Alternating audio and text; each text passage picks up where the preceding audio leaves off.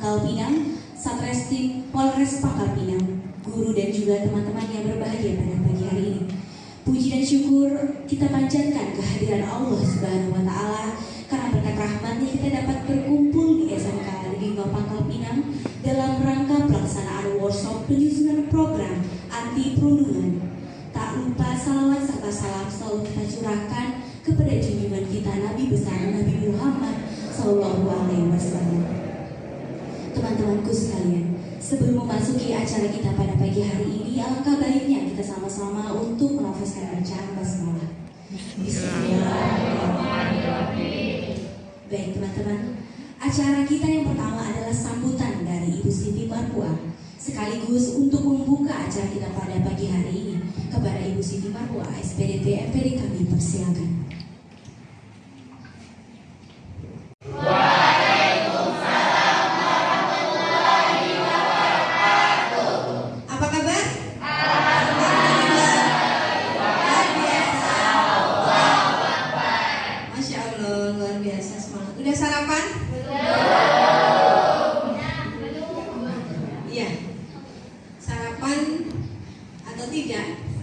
Mudah-mudahan kita senantiasa diberikan kekuatan oleh Allah Subhanahu wa Ta'ala menjalankan tugas dan amanah yang sudah diembankan kepada kita semuanya. Puji syukur senantiasa kita sampaikan kepada Allah Subhanahu wa Ta'ala. Pada kesempatan pagi hari ini saya mendapatkan kehormatan kehadiran Ibu Dewi di sini dari Polresta Pangkal Pinang untuk bersama-sama bersilaturahmi dengan kita semuanya, semata-mata karena tugas dan tanggung jawab beliau menyayangi kita semua yang ada di sini. Dan marilah kita senantiasa mengucapkan sholawat dan salam untuk Nabi besar junjungan Nabi Muhammad Sallallahu Alaihi Wasallam. Yang saya hormati Ibu Dewi dan staf, Pak Dwi selaku Wakil Kepala Sekolah Bidang Akademis, dan Bu Windy, ada Bu Fitri dan Bu Nurul yang sudah bersama-sama mendampingi anak-anak di dalam kegiatan ini.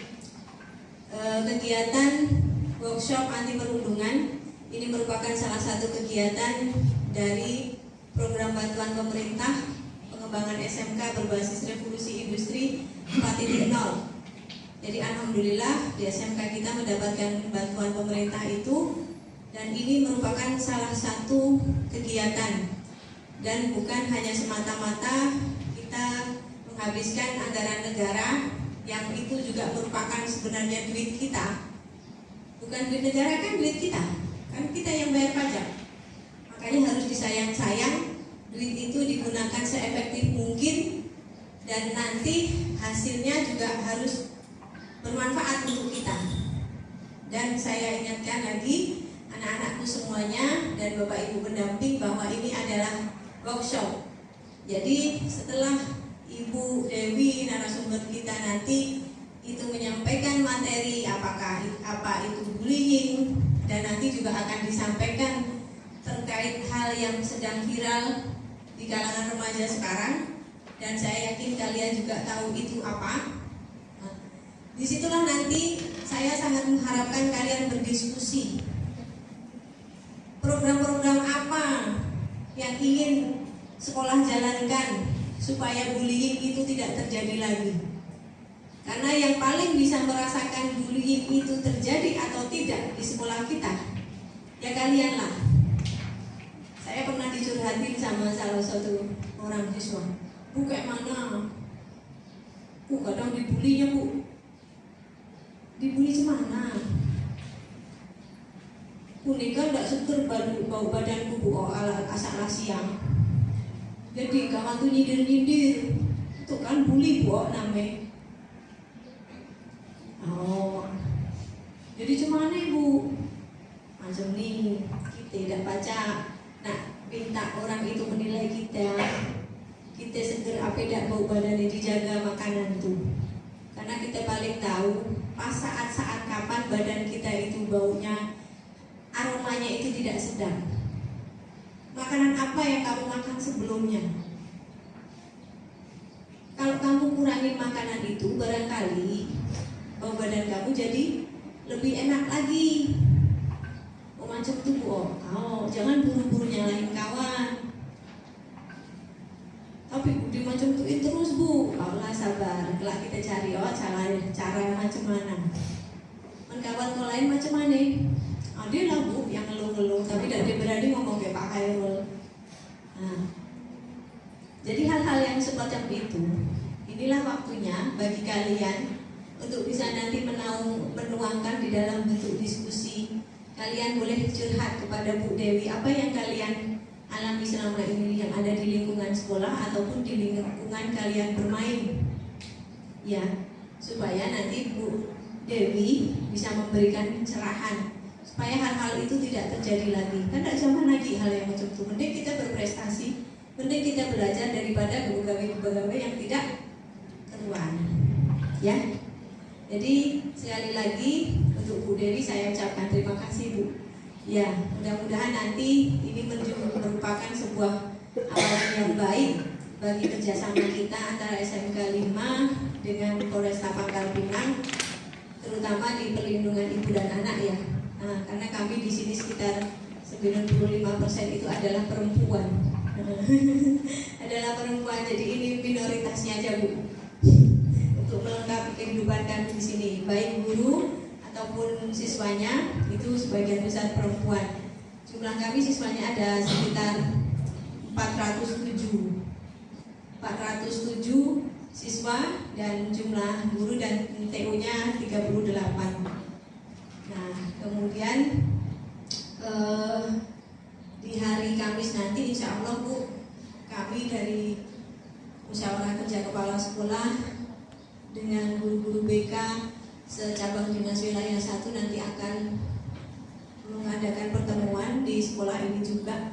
Nanti akan membahas sesuatu yang memang sedang viral saat ini. Ya kan, memang hal yang sangat luar biasa dan sudah banyak korbannya ada di sekolah-sekolah yang lain. Dan itu mudah-mudahan nanti juga ada komunikasi dari dinas pendidikan dengan Polresta atau dengan kepolisian, langkah-langkah untuk menyelamatkan anak-anak ini. Kalaupun anak-anak itu sampai tidak bersekolah lagi, juga tetap harus dicari solusinya supaya mereka kalaupun tidak bersekolah lagi harus ada wadah yang tepat. Jadi seperti itu, karena mereka masih punya masa depan. Ya kan, tidak semata-mata kalau keluar dari sekolah itu juga lantas mereka akan bisa menjadi lebih baik. Saya rasa itu sebagai pengantar saya. Tetap semangat Kakak ya. Ya. Ini ada amanah besar Kakak. Jadi kalian harus bisa memberikan solusi dan program-program apa yang akan kita jalankan nanti ke depannya di sekolah ini ya dari hasil diskusi hari ini.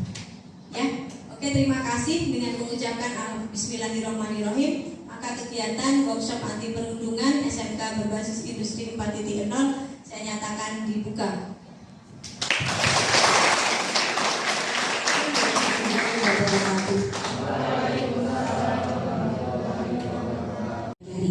Teman-temanku sekalian, acara kita yang selanjutnya akan diisi langsung oleh Ibu Dewi Yulian Sabit Esa.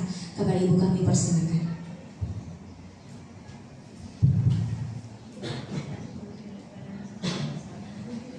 Ya, Assalamualaikum warahmatullahi wabarakatuh. Waalaikumsalam warahmatullahi wabarakatuh. Selamat pagi, salam sejahtera bagi kita semua. Om Swastiastu, Namo Buddhaya, salam kebajikan. Di sini saya senang sekali ya, yang kami hormati Kepala Sekolah SMK Negeri 5 beserta seluruh staf dan para guru ya, serta anak-anak ya. Saya seumur anak saya ini Bu ya, anak-anak saya yang telah hadir pada hari ini. Senang sekali saya bisa bergabung di sini, berbagi ilmu ya, berbagi ilmu. Kita bisa sharing, mungkin ada permasalahan anak-anak sama teman-teman atau permasalahan dengan keluarga, orang tua, boleh sharing ke saya. Bisa kita membantu mencari solusi yang terbaik ya. Perkenalkan, nama saya Dewi ya. Dewi, saya sehari-hari berdinas di Polres Pangkal Pinang sebagai Kadit PPA, Kadit Perlindungan Perempuan dan Anak. Jadi kalau ada yang bermasalah, perempuan dan anak-anak yang bermasalah akan bertemu dengan saya serta nanti ada tim saya di situ. Mayoritasnya perempuan juga. Kita anggotanya 6, 4 perempuan, 2 laki-laki. Seperti itu. Saya juga sudah mempunyai anak. Alhamdulillah anak saya 4, Ibu. Ada yang sudah kelas 3 SMP yang paling besar di pesantren. Yang satu lagi saya titip amanah juga anak adik suami ya, kelas 3 SMA juga di rumah. Seperti itu ya. Terus kita langsung ke pokok permasalahan ya. Cerita kita pada hari ini. Semuanya di sini mempunyai handphone tidak? Ibu mau tanya. Punya semua? Android semua? Ada. Boleh bawa handphone ke sekolah ya? Boleh. Ya, oke. Boleh bermedia sosial. Semuanya punya Facebook? Instagram? Pasti mayoritas semua punya Instagram. TikTok? Boleh nih Pak minta akun TikToknya Pak biar bisa kenalan dulu nanti. Punya semuanya ya? Ada yang nggak punya TikTok? Ada, tapi tetap nggak punya, tapi tetap ada. Kalau Instagram pasti punya. Anak-anak zaman sekarang Twitter? Oh, tidak ada. Oke. Di rumah dibatasi tidak jam penggunaan handphonenya? Jam berapa dibatasinya gimana? Sampai jam 9. Handphonenya diambil sama emaknya nggak atau dipegang sendiri? Kalau pegang sendiri, emaknya tidur, bisa-bisa buka-buka handphone lagi, bener nggak? Bener, anak saya juga gitu. Kalau nggak diambil emaknya, kakak sudah main handphonenya. Iya mama, kalau nggak diambil, mamanya masuk ke kamar masih dia sembunyi-sembunyi buka handphone, bener nggak? Sama itu sama dengan anak saya. Boleh kita bermedia sosial, tidak ada yang melarang, tapi untuk hal yang positif. Ya, dek, lanjut. Kita boleh balik ke kanan nak? Kalian media sosial, saya dulu media sosial dulu masalah bullying ya. Tuh, media sosial adalah sarana yang digunakan oleh orang-orang untuk berinteraksi ya, berinteraksi satu sama lain dengan cara menciptakan, berbagi, serta bertukar informasi dan gagasan dalam sebuah jaringan dan komunikasi virtual. Oke, mengerti ya? Tuh, media sosial adalah media yang digunakan oleh individu agar menjadi sosial atau menjadi sosial secara daring dengan cara berbagi isi, berita, foto, lain-lain dengan orang lain. Harus bersifat positif, jangan berbagi yang nggak baik ya. Banyak sekarang ini artikel-artikel yang kurang baik, video-video ataupun banyak lah pokoknya ya. Selanjutnya, dasar hukumnya itu dalam permedsos ya. Sekarang ada KUHP, ada Undang-Undang Nomor 19 Tahun 2016 tentang perubahan atas Undang-Undang Nomor 11 Tahun 2008 tentang informasi dan transaksi elektronik.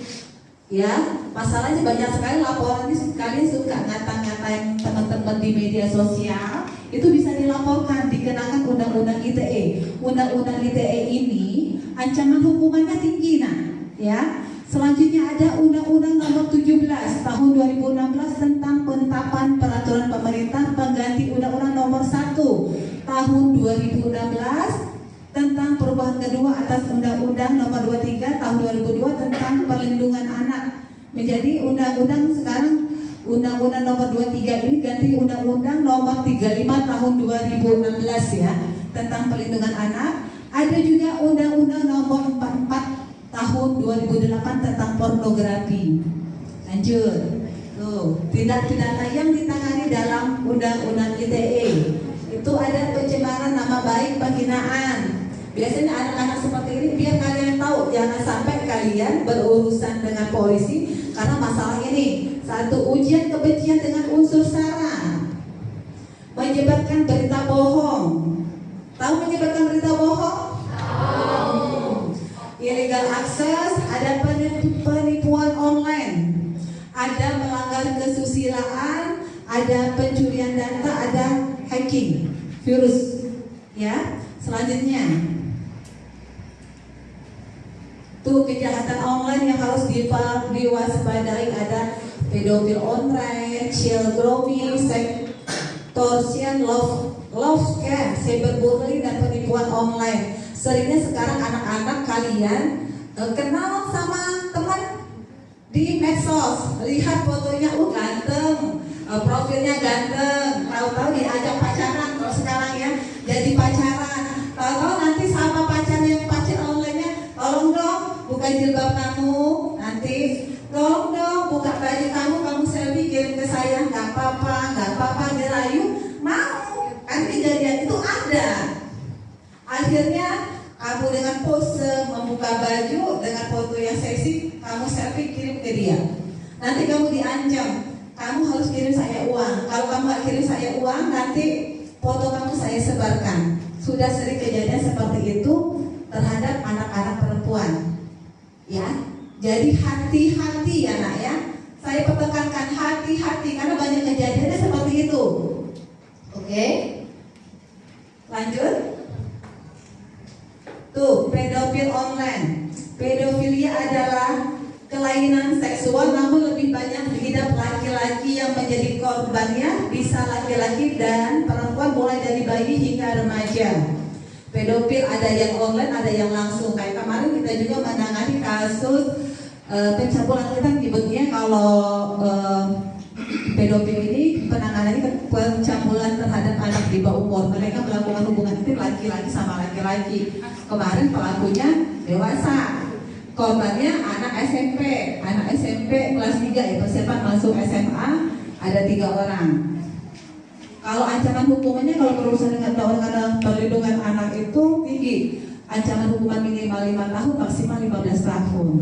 Dan kemarin juga ternyata anak ada kasus persetubuhan yang dilakukan anak umur 8 tahun terhadap anak umur 4 tahun, pelakunya 8 tahun, dan ternyata setelah kita ternyata anak ini juga korban dari pedofil.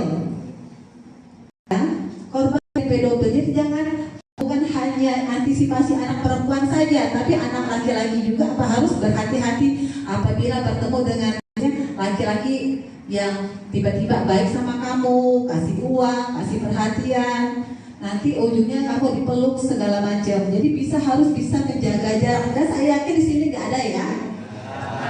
Merupakan aktivitas perilaku penyimpangan dengan menggunakan pencabulan anak untuk memperoleh kepuasan seksual dan mengekspresikan kepentingan seksual. Itu bisa anak-anak laki-laki sama anak-anak laki-laki, anak laki-laki dengan dewasa, ataupun anak perempuan sama pacarnya. Kalau anak perempuan sama pacar itu persetubuhan terhadap anak di bawah umur, itu sangat meningkat. Kami di Polres Pangkal Pinang LP persetubuhannya Pak, Ibu. Jadi mereka melakukannya suka sama suka, orang tua perempuan tidak terima, langsung membuat laporan ke polisi, langsung diproses. Walaupun kalian melakukannya suka sama suka, tetap yang anak laki-laki kita proses hukum. Terus ya, obsesi terhadap anak-anak sebagai objek seks, mengambil foto eksplisit seksual dan mengekspos alat kelamin. Kejadian ini bukan kejadian yang sekarang sudah lumrah terjadi. Makanya antisipasi. Jadi bijaklah kalian dalam bermedia sosial, bijaklah kalian dalam memilih teman. Saran saya, kalian pelajar berteman dengan pelajar seusia kalian. Ya, berteman dengan pelajar seusia kalian. Social grooming adalah salah satu operandi yang lebih sering dilakukan secara virtual melalui media sosial atau aplikasi percakapan seperti misalnya WhatsApp, Line, dan Telegram. Hasil akhir si pelaku tidak perlu agar si anak korban ini mau berhubungan badan, tetapi pelaku ingin membangun hubungan si anak untuk kemudian ditekan secara psikologis agar mau melakukan apa yang diminta oleh pelaku yang saya sampaikan tadi. Kenalan di Facebook, kenalan di WhatsApp segala macam, di Instagram, nanti dia ngajak kenalan, komunikasi lancar, kasih perhatian, ujung-ujungnya mengungkapkan perasaannya sama kalian, pacaran. Setelah itu mereka minta kirim foto ini, foto itu, kalian kirim, itulah yang akan dimanfaatkan oleh pelaku. Minta kalian untuk mengirimkan foto ini, nanti ujung-ujungnya balik lagi ke kalian, dia meras, tolong kirimkan uang segini, kalau tidak mau saya sebarkan, seperti itu ya.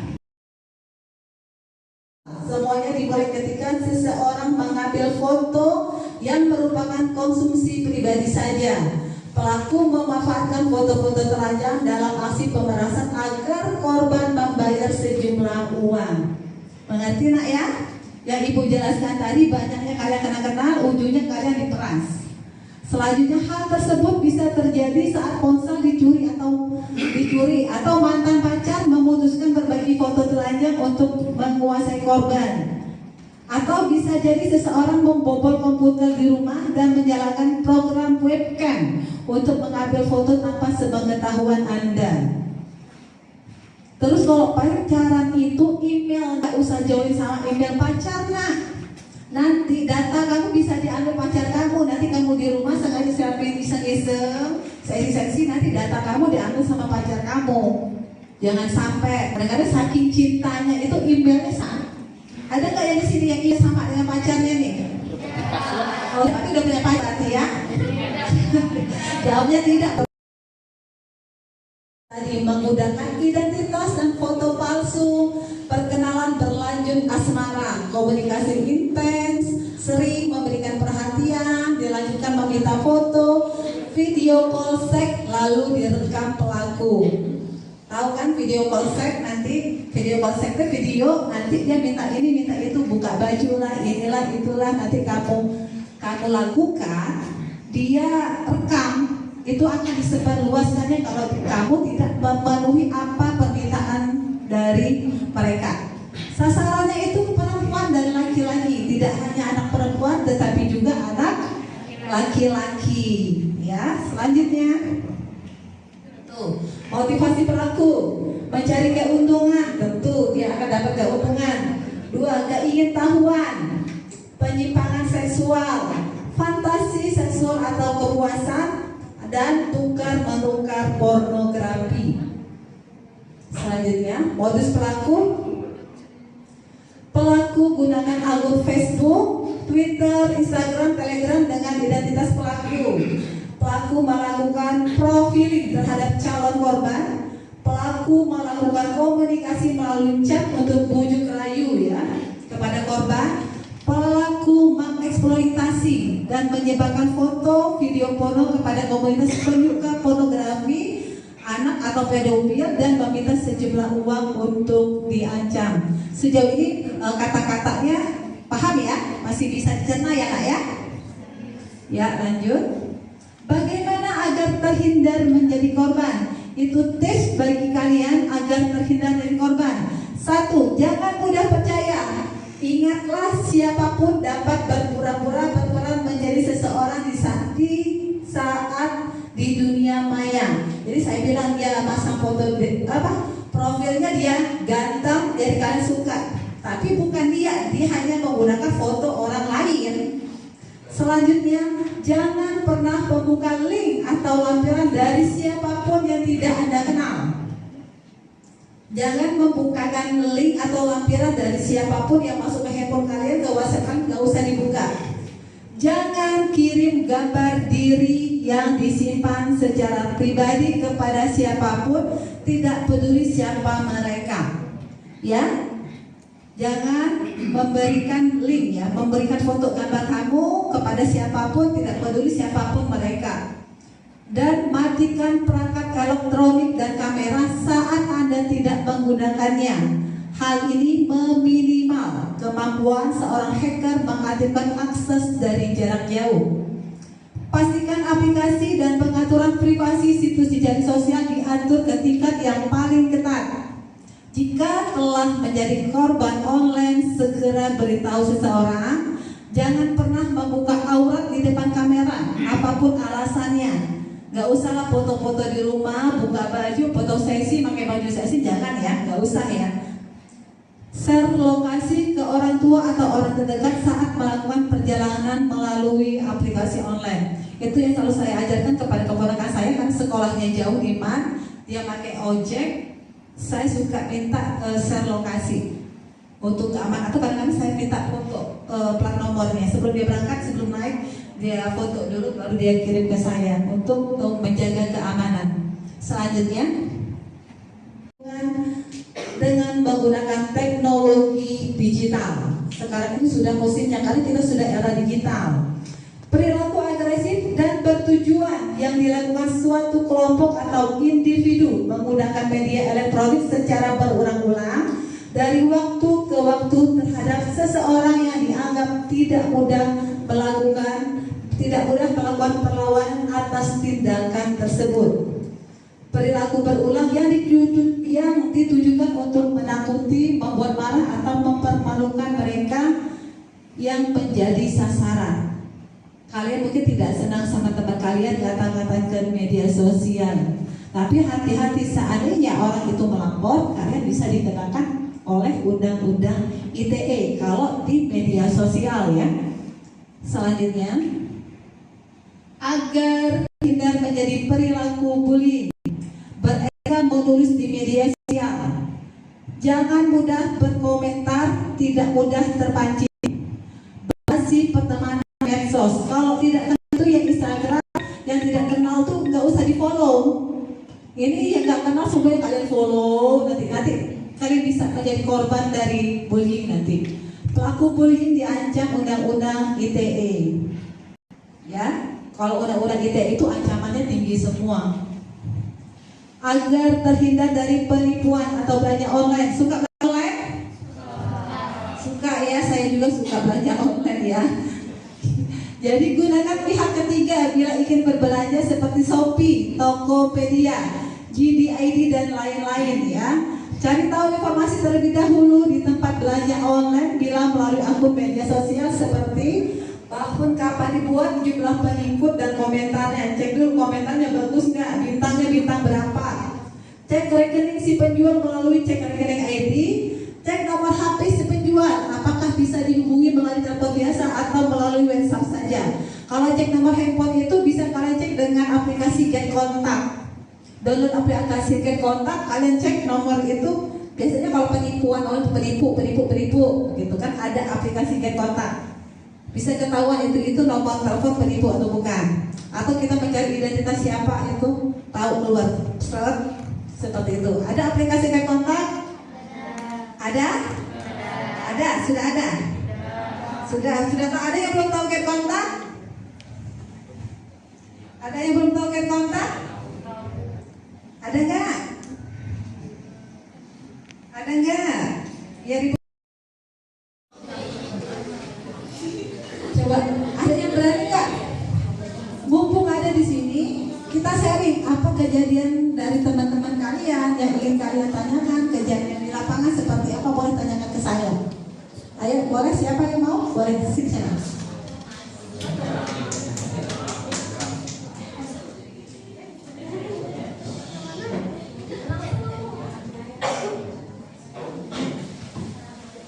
Assalamualaikum warahmatullahi wabarakatuh.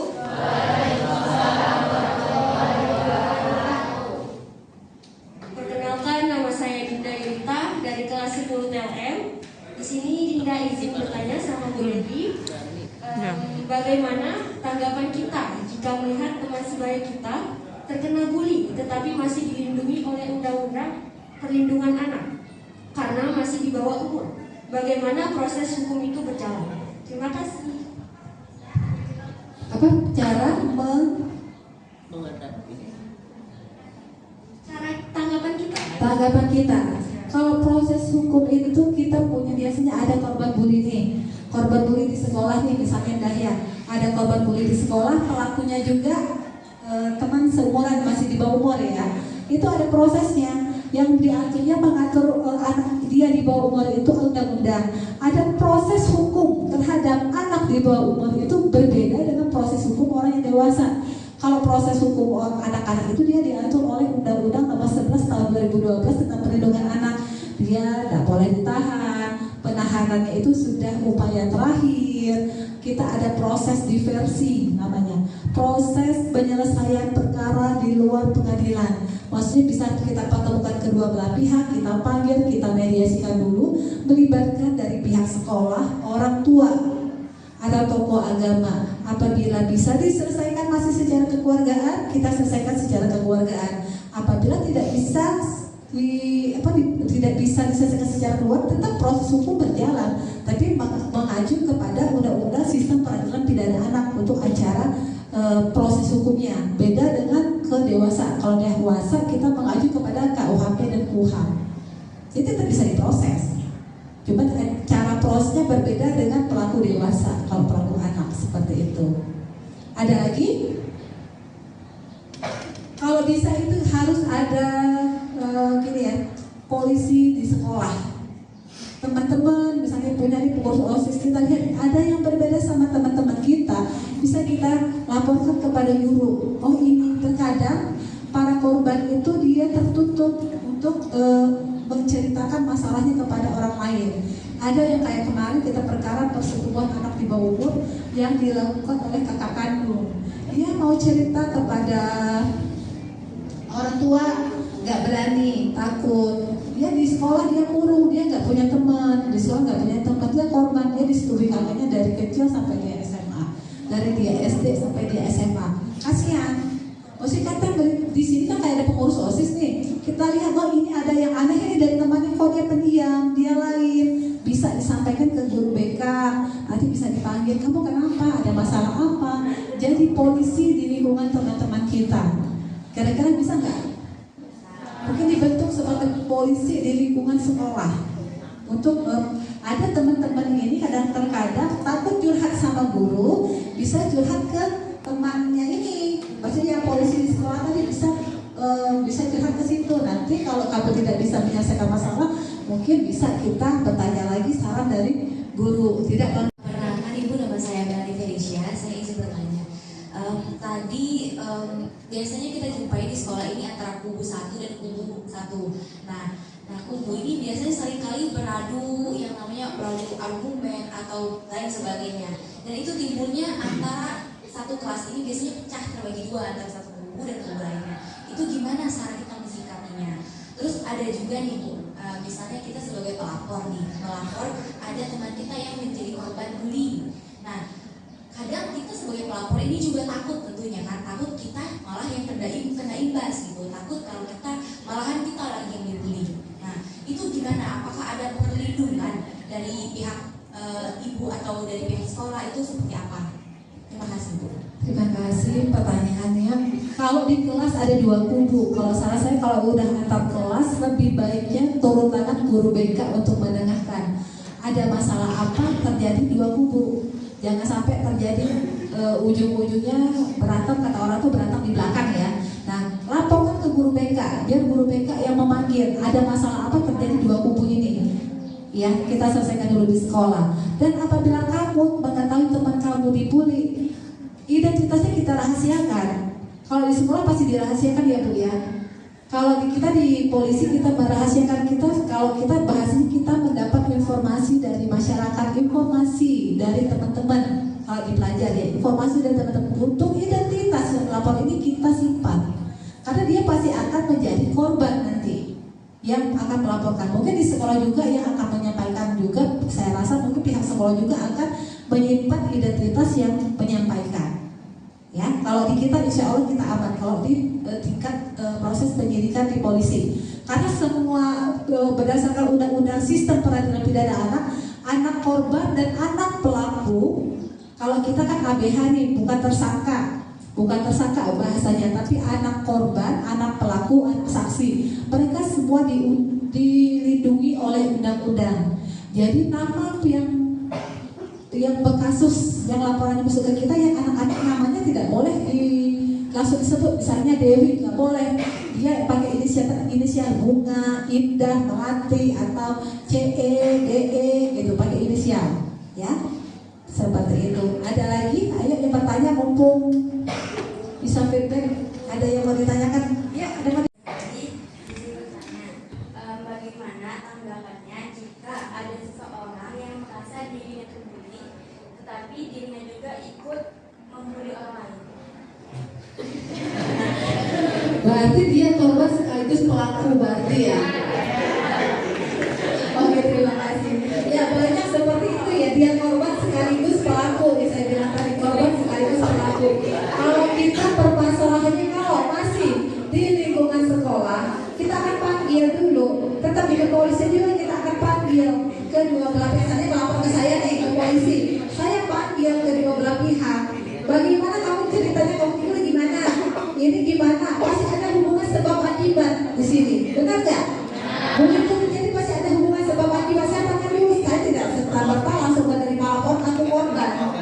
Tidak bisa. Apa yang kamu lakukan ke dia, apa yang dia lakukan ke kamu, saya pertemukan dulu. Biasanya kalau anak-anak saya pertemukan dulu kedua belah pihak, saya panggil orang tuanya, saya panggil gurunya untuk mencari jalan tengahnya. Saya tidak tertambah-tambah karena saya diulang di perlindungan, tidak serta-merta segala laporan masuk saya terbitkan laporan polisi. Tapi tetap saya upayakan kalau perkara seperti itu saya upayakan mediasi damai untuk mencari jalan terbaik, kepentingan terbaik bagi anaknya. Saya panggil kedua belah pihak, orang tua dan BK. Apa masalahnya kalian cerita? Nanti baru kita akan menarik kesimpulan untuk menyelesaikan ini masalah ini. Jadi kamu itu sebenarnya seperti ini, kamu juga tidak boleh seperti ini.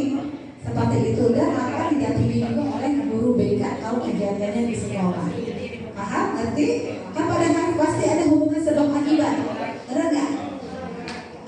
Ada lagi? Ayo yang bertanya.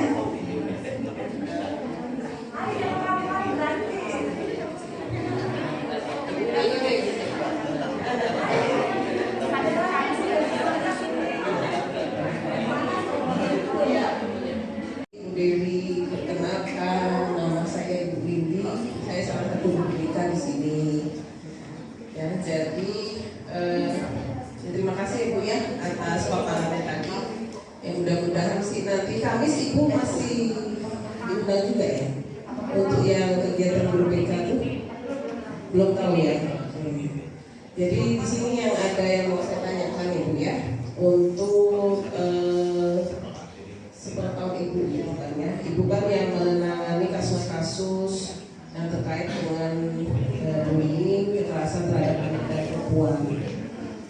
Nah, selama ini ketika Ibu menangani kasus itu, ketika ada korban, baik dia sebagai korban tadi pelecehan atau kekerasan, ya, atau korban bullying, tapi yang mungkin sudah parah gitu ya, itu ada nggak pendampingan psikologisnya? Gitu. Karena kan bukan tidak mungkin korbannya akan menjadi pelaku, kan siklusnya seperti itu ya Bu ya.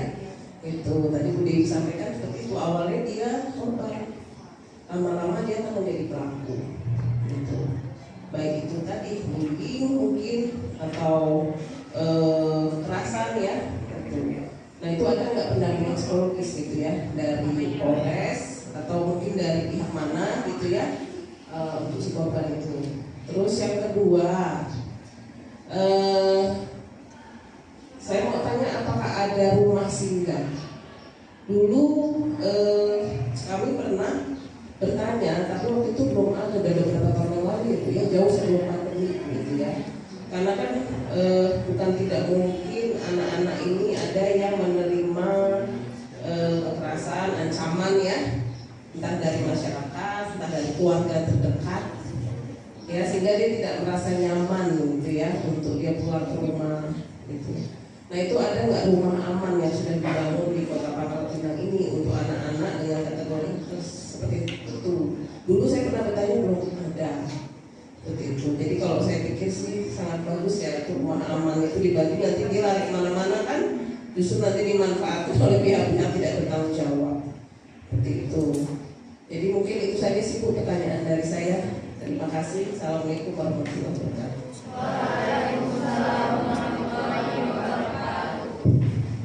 Untuk penanganan ABH, kalau saya penanganan ABH, apalagi korban persetubuhan, kayak korban maaf ya, sebelum ini kita pakai tetap penggandeng psikolog klinis, dan kita juga sudah bekerja sama dengan Pemkot, Dinas Perlindungan Perempuan dan Keluarga Berencana sudah menyiapkan psikolog kepada korban-korban ini Bu.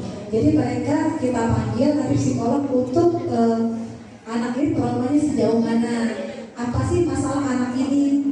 Kan ada korban persetubuhan suka kabur dari rumah, dia suka sama mamanya, benci, cenderung menjauhkan diri dari keluarga. Nanti kita akan memanggil psikolog untuk mengetahui apa penyebab anak ini bermasalah. Bagaimana penanganan selanjutnya, sudah ada psikolog yang disiapkan. Kerjasama dengan Pemkot itu sudah ada anggarannya. Sebenarnya kalau rumah aman itu dalam dibuatnya, diresmikannya, disahkannya Undang-Undang Nomor 11 Tahun 2012 itu Seharusnya pemerintah menyiapkan rumah aman untuk para korban. Tapi pada realita rumah aman itu di bawah Kementerian Sosial, bukan dari polisi. Seharusnya sudah ada, dan sampai sekarang tuh belum ada tuh. Jadi terkadang kita punya kendala. Ini masalah kemarin anak umur, pernah kemarin saya di polsek, anak umur 12 tahun mencuri, sudah sering. Lagi karena dia 12 tahun jadi tidak saya tahan. Karena aturan penahanan itu anak umur di atas 14 tahun, jadi 12 tahun ke bawah tidak boleh ditahan. Jadi saya kembalikan ke orang tuanya, 13 tahun, bukan 12 tahun, 13 tahun. Saya kembalikan ke orang tuanya dengan proses dia wajib lapor Senin Kamis. Proses hukumnya belum selesai, dia mencuri lagi, mau diamuk masa, diserahkanlah ke kita. Akhirnya karena tidak punya rumah aman, ini bu anak ini ngineplah di kantor polisi, ngineplah di polsek. Jadi kita kasih makan, kami siapkan ruangan, sampai kamu yang kemana-mana seperti itu untuk melindungi si anak. Itulah kelemahannya di pemerintah kita. Kalau di kota-kota sudah punya rumah aman, rumah penitipan sementara, tapi sekarang belum bisa. Kita selalu minta tolong nanti. Biasanya kita minta tolong ke Dinsos. Mereka punya rumah aman, kalau nggak salah di daerah Pasir Garam ya. Ada ujung-ujungnya kami nggak ada yang jaga bu. Nah, ujung-ujungnya balik lagi ke polisi. Ujungnya kita yang ibaratnya polisi yang nangkepnya, memproses segala macam, balik lagi ke kita lagi. Kami minta diamankan oleh polisi, ujungnya minta juga polisi yang menunggu di situ. Waalaikumsalam warahmatullahi wabarakatuh. Perkenalkan, nama saya Hajar Sofia, saya dari kelas 10 Farmasi 3. Saya mau nanya nih, bagaimana tanggapan kita kalau kita itu dibully? Dibulinya itu verbal, misalnya mengejekkan nama kita, mengejekkan nama tersebut. Ganti nama lah ya, nama digelar-gelar itu ya. Misalnya namanya itu aneh-aneh gitu kan, nama orang tua. Bagaimana cara kita menanggapinya? Sekian gitu. Kalau terjadi di sekolah, kalau masih bisa, kita jangan sudah menjadi korban, jangan jadi pelaku. Kalau bisa panggil yang menyebut apa? Kenapa kamu panggil aku seperti itu? Kenapa ganti namaku itu? Bapakku tuh Anika loh, potongan itu 2, jangan diganti-ganti, bilangin. Kalau tidak bisa kita bicara baik lagi, jangan melakukan kekerasan, tapi lapor ke guru. Kalau di sekolah ya, lapor ke guru biar guru yang akan memanggil, biar tidak terjadi bentrok fisik ya nanti ya. Dan kamu juga tidak menjadi pelaku bully kembali. Kalau kamu sebagai itu ujungnya kamu ngebully juga. Kan gini. Dan kalau bisa harusnya kamu dekati dia. Apa sebabnya kamu seperti itu? Jangan mudah untuk membuli. Karena bilang kalau kamu melakukan itu, kalau saya nggak suka saya bisa lapor polisi loh. Kasih tahu seperti itu.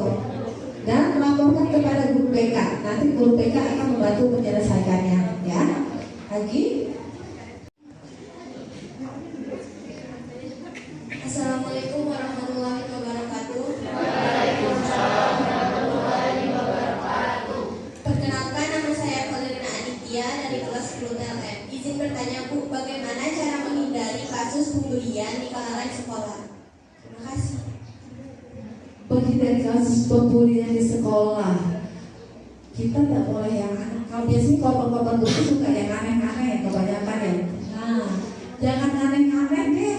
Kalau saya rasa ya, kadang-kadang kayak ibu tadi tuh ya, bau badan. Wajar kadang-kadang kalau nggak bau badan kan, ya ampun baunya gitu. Kita sadar diri dong, kalau kita bau badan tuh ya pakai roll on lah, pakai parfum lah, jangan sampai jadi omongan. Kalau kita menghindari atau seandainya kita sudah pernah menghindari, seandainya pun kita sudah dibully, ya kita sampaikan ke pihak sekolah untuk diselesaikan. Atau kamu panggil dia, apa sebabnya kamu seperti ini?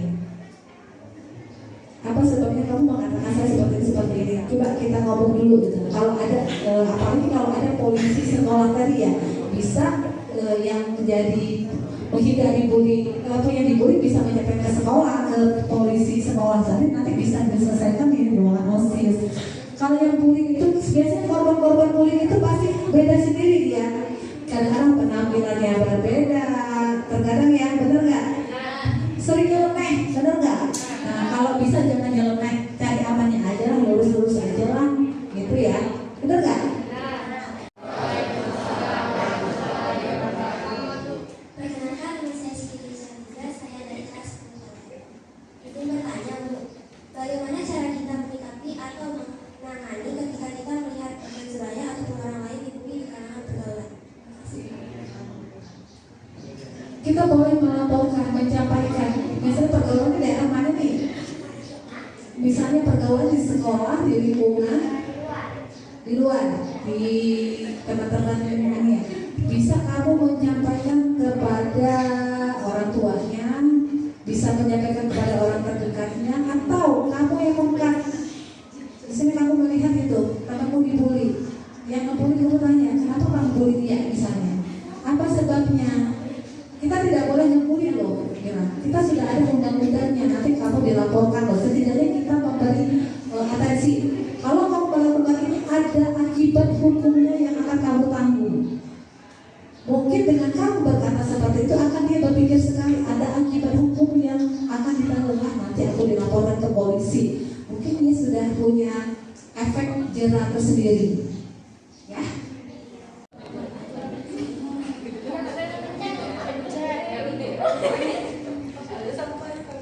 Assalamualaikum warahmatullahi wabarakatuh. Perkenalkan, nama saya Ardianti dari kelas 12 Universitas.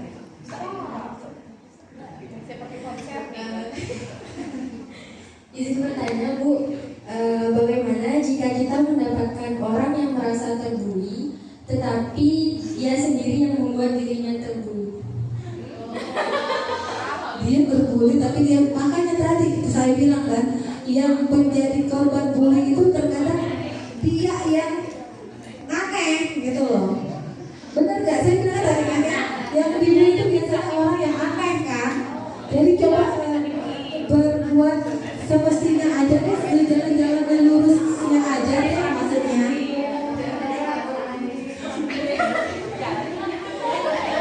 Gitu.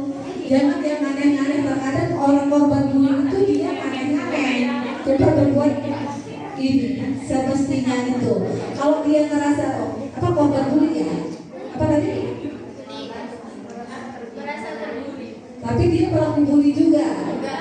Enggak. Sifat Bu yang merasa orang itu ingin ngebully atau tidak? Ya itu tipikal orang yang saya sebut baperan ya. Nah, benar nggak? Suka baperan. Makanya jadi orang itu jangan suka baperan. Saya bilang tadi jangan suka baperan. Jangan nyeleneh, jangan suka baperan. Itulah salah saya ya. Karena itu cara saya membentengi anak saya yang sahabat yang lain itu kesannya seperti itu. Oke, ada lagi? Oke, saya. Assalamualaikum. Izin bertanya, Bu, bagaimana tanggapannya kalau yang membuli itu bukan teman melainkan orang dewasa? Kalau bukan teman dari orang dewasa, sejauh mana dia ngebully itu? Kalau dia sudah ngebully fisik itu masuk kategori kekerasan terhadap anak di bawah umur, kamu bisa melaporkan ke kita, ke polisi. Kalau dewasa ya, itu antaranya 3 tahun, 3 tahun ya. Bisa melapor sekarang itu sudah melakukan kekerasan. Sekarang ini kalian dicubit, kalian juga bisa melapor ke polisi. Dicubit Pak Ika, banyak melapor ke polisi. Pak Ika itu lagi diancam mudah-mudahan 3 tahun 8 bulan. Tidak mengenal untuk bekas biru atau biru sedikit itu Pak Ika itu lagi diancam 3 tahun 8 bulan. Itulah dilema para guru-guru sekarang. Sekarang ini banyak sekali kasus dicubit sama guru di sekolah. Ngelapor ke polisi sudah banyak loh Bu, jadi hati-hati tuh Bu guru. Anak-anak juga pintar sekarang. Ada lagi nak? Ada lagi? Oke. Pas ya.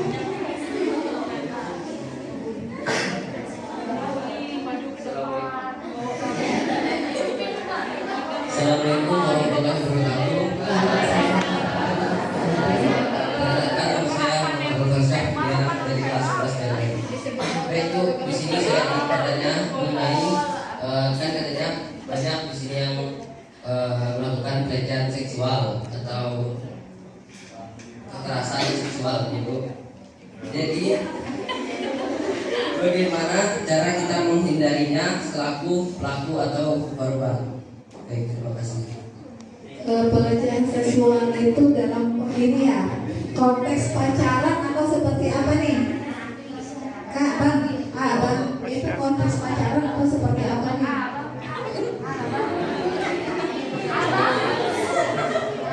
Ya, kasus pelecehan seksual itu konteksnya ini cara menghindari. Pacaran begitu. Kalau pacaran, namanya kan banyak kasus pelecehan seksual. Saya menyebutnya cabul dan seluruh ya. Makanya kalau pacaran gitu, bang jangan berdua aja bang. Kalau pacaran berdua akan ada syaitan satunya, makanya timbul. Berniatan gitu. Rame-rame ya, rame-rame. Nih, kalau ngomong pacaran rame nih. Kasus persetubuhan itu ya rata-rata dilakukan atas dasar suka sama suka. Pacaran. Jadi kalau pacaran itu kita pacaran yang positif saja. Pacaran yang positif saja, nggak usah coba-coba buat anak. Ya, rata-rata pacaran coba-coba buat anak. Pertama, dalam berdua, pegang-pegangan tangan, rangkul-rangkulan, ciuman. Akhirnya cuma berdua, ada yang ketiga, syaitan tadi terjadilah persetubuhan. Seperti itu. Oke? Ada lagi yang ingin bertanya? Ya? Assalamualaikum warahmatullahi wabarakatuh. Perkenalkan, nama saya Juwaita dari kelas 10 Farmasi 3. Izin bertanya Ibu, misalnya ada seorang yang menjadi korban bully dan pada akhirnya menutup diri dari teman-teman sebayanya, kan tidak menutup kemungkinan korban bully tadi terjun ke hal-hal negatif. Yang saya tanyakan, apa langkah awal saya sebagai teman bully tadi agar tidak terjun ke hal-hal negatif ataupun ke hal-hal yang tidak diinginkan? Terima kasih. Bagus sekali pertanyaannya. Kalau menjadi korban bully sudah menutup diri, berarti dia butuh penanganan psikologis. Di sini boleh nanti misalnya ada korban nih, kamu bisa menyampaikan kepada guru atau orang tuanya. Kalau dia butuh pendampingan psikologis, boleh datang ke Polres Pangkal Pinang, ke Unit Perlindungan Perempuan dan Anak, atau boleh juga langsung ke Perlindungan Perempuan dan Anak di kecamatan di daerah Bukit Intan ya, ke daerah kantor wali kota boleh. Nanti akan disiapkan psikolog. Itu gratis, tidak dipungut biaya. Pemerintah sudah menyiapkan psikolog untuk mendampingi anak-anak yang berhadapan dengan hukum atau anak-anak yang menjadi korban. Tidak mesti ada laporan ke polisi. Tidak mesti ada laporan ke polisi, itu bisa ditangani kok. Itu. Oke. Ya, saya pernah ketemu ibu berapa tahun yang lalu ya. Saya sudah 12 tahun ya. Ya, ibu udah lama ya di PPA ya. Mungkin ibu pernah ingat dengan saya. Saya pernah menjadi saksi dari siswa sini. Saya dulu 2 kali membuat BAP. Ya, jadi saya pikir ini bukan hal yang tabu ya Bu ya. Dan saya pikir anak-anak harus tahu semua. Ya, ini menjadi pembelajaran. Cuman memang seperti kode etik ya, kita tidak boleh menyebutkan nama, tidak boleh menyebutkan jenis kelamin. Jadi memang dulu pernah ada kasus yang ibu tangani langsung ya. Kasusnya seorang, ya jenis kelamin boleh lah ibu ya, tapi yang penting nama tidak. Ibu sih berharap ini tidak terjadi lagi, dan itu yang terakhir kali ya, karena memang mendampingi kasus seperti ini sampai gitu ya. Ibu dulu buat BAP itu 2 kali, mengikuti persidangannya 2 kali ya. Iya gitu. Jadi dulu apa namanya, kepala yang bagian PPA-nya dulu Pak Windu. Jadi dulu ceritanya gini ya, nggak apa-apa ya ibu cerita ya. Jangan tetapinya. Ya jadi dulu ibu ada laporan ya, ada seorang siswi ada perubahan tubuh yang mencurigakan, ya. Jadi anak ini setelah kita telusuri dan itu mungkin jadi apa ya, jadi pengalaman saya terakhir dan saya nggak mau melakukan lagi. Dan saya berharap sih kalian juga menjadi pembelajaran, ya. Tidak perlu guru kalian melakukan ini, ya, untuk membuktikan bahwa tindakan yang kalian lakukan itu memang istilahnya melanggar norma dan aturan. Jadi waktu itu ada laporan, ada perubahan tubuh, akhirnya saya melakukan cek urin, ya, pemilihan. Itu di ruang BK, gitu ya, dan akhirnya memang positif, gitu, ya. Terus setelah kita wawancara, anak itu mengakunya diperkosa. Nah ini jadi pengetahuan buat kalian, ya. Jadi ibu waktu itu harus tenang, kan, tidak cemas, tidak sana kemari bercerita juga, karena ini ibu pikir bukan sesuatu yang harus dihebohkan kemana-mana, harus dicari solusinya cepat, seperti itu, ya. Jadi ibu langsung hubungi Pak Windu waktu itu. Kebetulan saya nyimpan kontaknya memang, karena saya yakin suatu saat saya akan butuh. Jadi ibu telepon ke beliau dan beliau bilang yakin ibu, anak ibu itu memang korban pemerkosaan. Nah, ibu pikir lagi, saya kurang tahu Pak, gitu ya, karena saya kan nggak lihat kejadiannya, ya kan? Iya, saya bukan dokter. Tadi aja soalnya.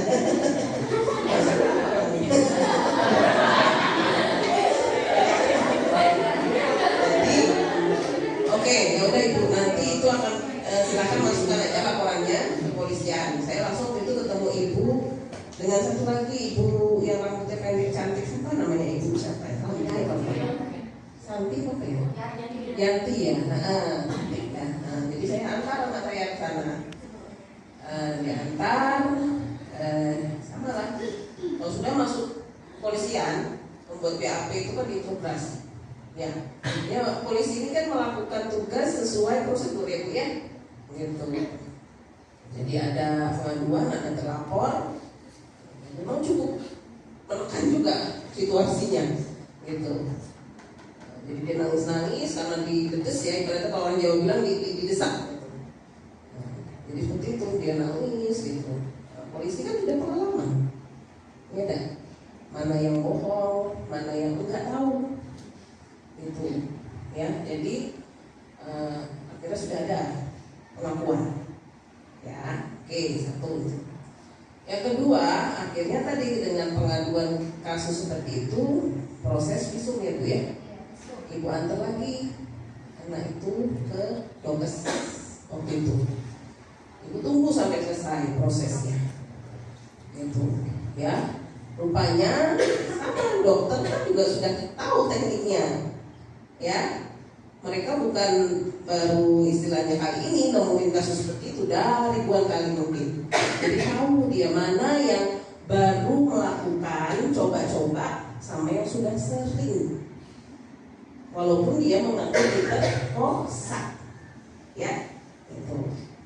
Jadi setelah diteliti, diperiksa, barulah ketahuan ternyata sudah berkali-kali. Mungkin memang yang terakhir diperkosa, karena si anak ini mengaku dia minta putus. Si cowoknya nggak mau lepas, karena memang cantik. Ibu ingat nggak, ibu sudah cantik kan?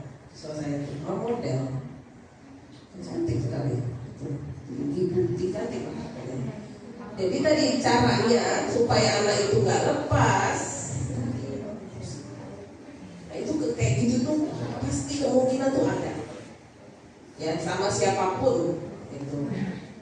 Dan itu kejadian mobil gitu. Ya, jadi dalam perjalanan akhirnya ibu tahu anak tersebut selama berpacaran menerima perlakuan tidak layak dari pacarnya. Ya, jadi pacarannya nggak sehat, ya. sering menerima kekerasan, sering digampar, ditendang, dicekek, gitu ya. Jadi tadi sering mendapatkan ucapan kasar, tidak pantas. Nah itu kalian coba evaluasi lagi yang punya tunangan. Ya, kalau tunangan sayang, kan pasti dia akan menghargai kamu, menjagamu. Kalau ngomong aja kasar, apalagi udah berani menyentuh tubuhmu, udah say goodbye. Ya, iya. Single is happy. Ya. Single itu pilihan. Kalau jomblo itu ya,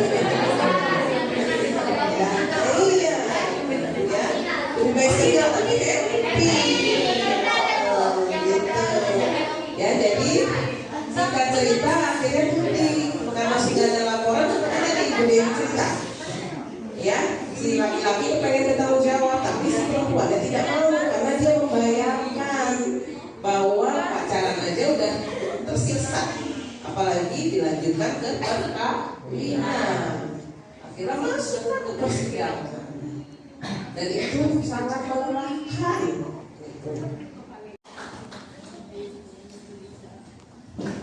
Alhamdulillahirrahmanirrahim. Terima kasih atas kehadiran Ibu dan juga teman-teman sekalian pada pagi hari ini. Teman-temanku, saya selaku pembawa acara di sini mohon maaf jika terdapat kalimat saya yang kurang berkenan di hati para hadirin sekalian. Alangkah baiknya sama-sama kita menutup acara kita pada pagi hari ini dengan membaca Alhamdulillahirrahmanirrahim. Sekian, wassalamualaikum warahmatullahi wabarakatuh. Waalaikumsalam warahmatullahi wabarakatuh.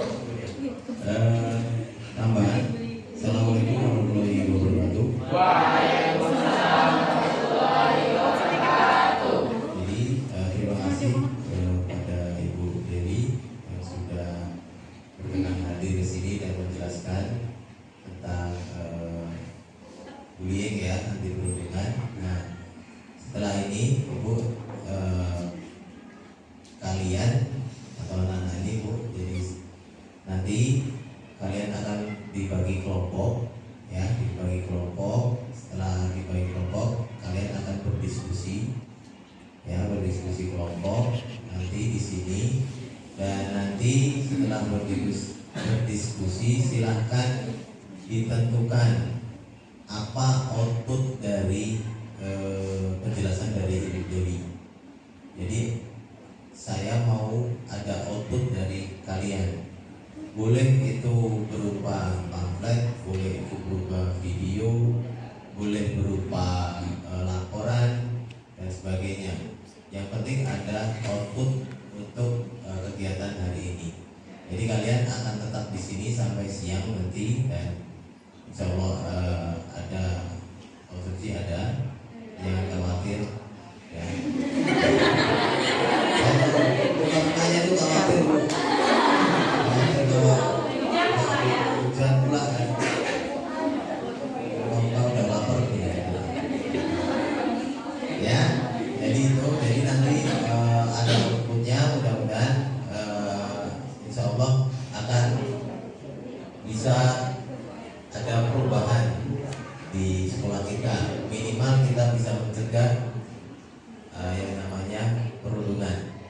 Itu ya, itu cukup. Itu tambahan dari saya. Mungkin setelah ini kita akan berdiskusi bersama-sama di sini. Itu ya. Oke, terima kasih. Wassalamualaikum warahmatullahi wabarakatuh.